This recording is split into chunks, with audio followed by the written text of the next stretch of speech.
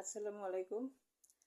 আসলে একজন সাধারণ মানুষ হিসেবে আমার কিছু কথা মনে আসলো, তাই বলতেছি যে বিগত অনেক বছর থেকে আমরা দেখতেছি যে রাজনৈতিক অঙ্গন খুব গরম। এখানে একটা মানে সন্ত্রাস, গণ্ডগোল, তারপর গুম খুন হত্যা ইত্যাদি এগুলো চলতেছে, যার পরিণতিতে অনেক ঘটনা ঘটে গেছে। যেমন এই যে 2010 সালে দেশনেত্রী বেগম খালেদা জিয়া, সে একটি পার্টির প্রধান এবং 3বার প্রধানমন্ত্রী হয়েছেন বিপুল ভোটে।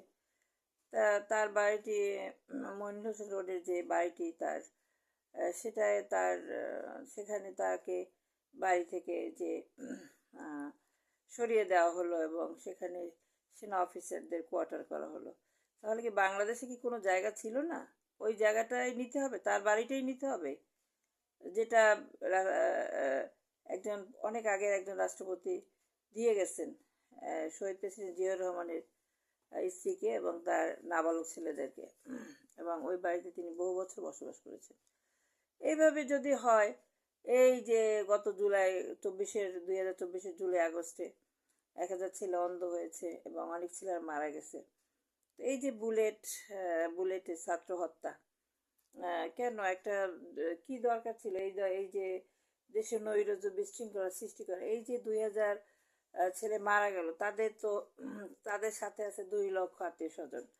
2000 ছেলের সাথে এই যে 1 লক্ষ অন্ধ ছেলে অন্ধ হয়ে গেল, যারা পঙ্গুত্ব বরণ করেছে, পা হারিয়েছে, হাত হারিয়েছে এবং এখন হসপিটালে আছে অসুস্থ। তার সব মিলিয়ে কতগুলো পরিবার নির্যাতিত এবং দুঃখে কষ্টে আছে, অর্থনৈতিক সংকটে আছে।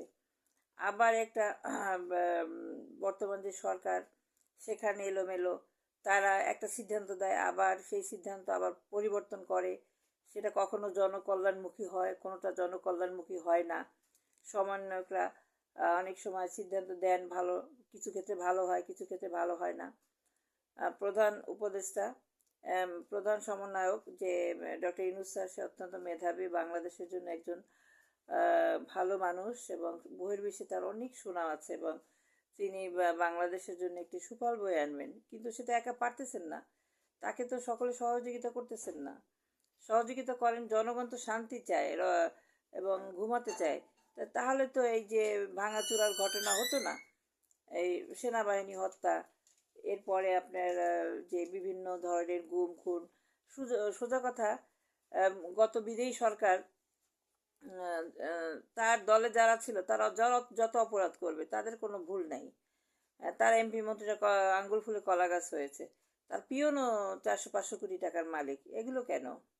জনগণ খেপে উঠলে জনগণকে তো রক্ষা করা খুব কঠিন। সামনের দিনগুলোতে পিছনের এই ইতিহাস থেকে শিক্ষা নিয়ে সামনের দিনগুলোতে আমাদের কিন্তু প্রত্যেক যারা রাজনীতি করেন এবং যারা রাজনীতি ছাড়াও, বাংলাদেশে সবাই যে রাজনীতি করবে তেমন না, কিন্তু সবাই তো ভোটার।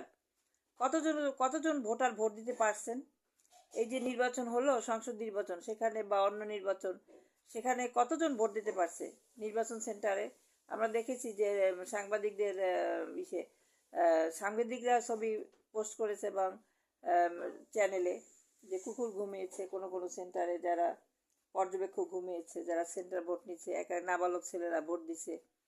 এগুলো যদি করেন তাহলে এ দেশটা তো সকলের, আপনার আমাদের সকলের, আমাদের অধিকার আছে প্রত্যেকের। সুতরাং ভালো কাজ করবেন, সেবা করেন, মানুষের পাশে থাকেন, সুখ দুঃখের অংশীদার হন, রোগীর সেবা করেন, অসহায়ের পাশে থাকেন, তাহলে জনগণ সুস্থ সুন্দরভাবে আপনাদেরকে চাইবে। সুতরাং মানে উচ্ছৃঙ্খল এবং উগ্র বক্তব্য দিয়ে এবং ক্ষমতা দেখিয়ে পৃথিবীতে কেউ টিকে থাকতে পারেনি, হিটলার টিকে থাকতে পারেনি। সুতরাং একটু ভাববেন, ভেবে আমার এটা মনে হলো, মানে কালকে না পরশু 32 একটা ঘটনা ঘটেছে। দেখুন, ঘটনার পৃষ্ঠে ঘটনা, এই যে বিভিন্ন হত্যাগুলো নির্বিচারে বিনা বিচারে হত্যা হয়েছে, হ্যাঁ, সেগুলো যাবে কোথায়?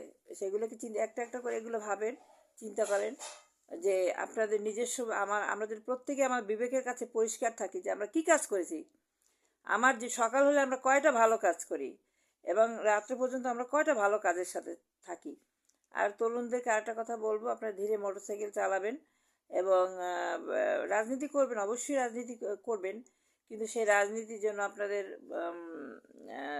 আপনারা এমন একটা নেতার কথা মতো যে একজনকে কোপ দিবেন, একজনকে মারবেন, একজনকে মিথ্যা মামলা দিবেন, হ্যাঁ, দেখা গেছে আপনি আবার মিথ্যা মামলা জড়িয়ে যাবেন। সেটা কেন করবেন বলুন?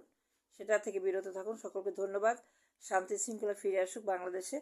আমরা সেটাই চাই। আমরা নিরাপদ মৃত্যুর গ্যারান্টি চাই, নিরাপদ মৃত্যু চাই আমরা। সকলকে ধন্যবাদ। আসসালামু আলাইকুম।